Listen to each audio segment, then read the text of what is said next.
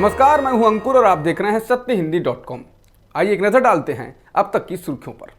भारत में कोरोना संक्रमितों का आंकड़ा 32 लाख के पार हो गया है, जिसमें से 67,000 से अधिक मामले पिछले 24 घंटों में आए हैं और 1059 लोगों की मौत भी हुई है, जिससे देश में कुल संक्रमितों की संख्या 59,000 के पार हो गई है।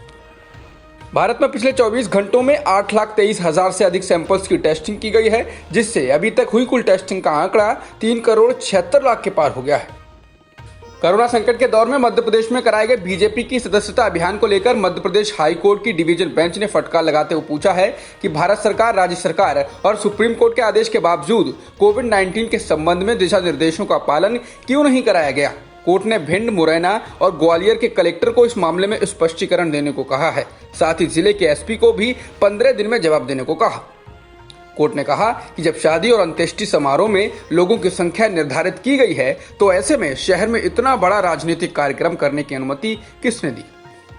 पुणे स्थित सीरम इंस्टीट्यूट ने ऑक्सफोर्ड द्वारा विकसित की जा रही कोरोना वैक्सीन के दूसरे चरण का ह्यूमन ट्रायल शुरू कर दिया है। मंगलवार को 3 पुरुष और महिलाओं की स्क्रीनिंग की गई। आज 6 लोगों को इसकी पहली डोज दी जाएगी।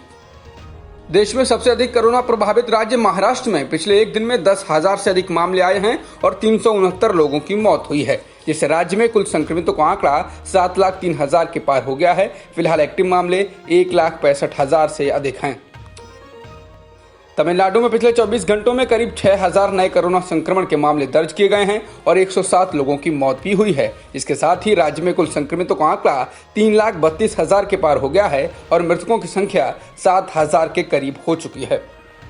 आंध्र प्रदेश में पिछले 24 घंटों में लगभग 10,000 नए मामले दर्ज किए गए हैं और 92 लोगों की मौत भी हुई है। इससे राज्य में कुल संक्रमितों की संख्या 3,71,000 के पार हो गई है और मृतकों की संख्या भी 3,460 हो गई। फिलहाल एक्टिव मामले 90,000 के आसपास हैं। दिल्ली में पिछले एक दिन में 1,544 नए मामले सामने आए और 17 लोगों की मौत भी हुई, जिससे दिल्ली में कुल संक्रमितों का आंकड़ा 1,64,000 के पार हो गया है और कुल मरने वालों की संख्या भी 4,330 हो चुकी है।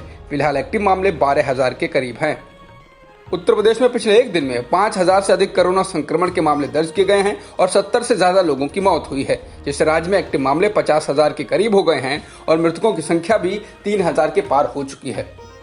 केरल में पिछले 24 घंटों में 2,375 नए मामले सामने आए, जिससे एक्टिव मामले 21,000 के पार हो गए। इसके अलावा 40,000 से अधिक लोग ठीक भी हो चुके हैं।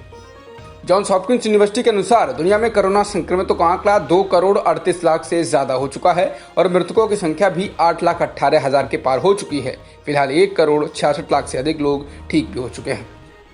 जॉन्स हॉपकिंस यूनिवर्सिटी के मुताबिक अमेरिका में कोरोना संक्रमितों की संख्या 57,77,000 के पार हो गई है और मृतकों की संख्या 1,78,000 से ज्यादा हो चुकी है।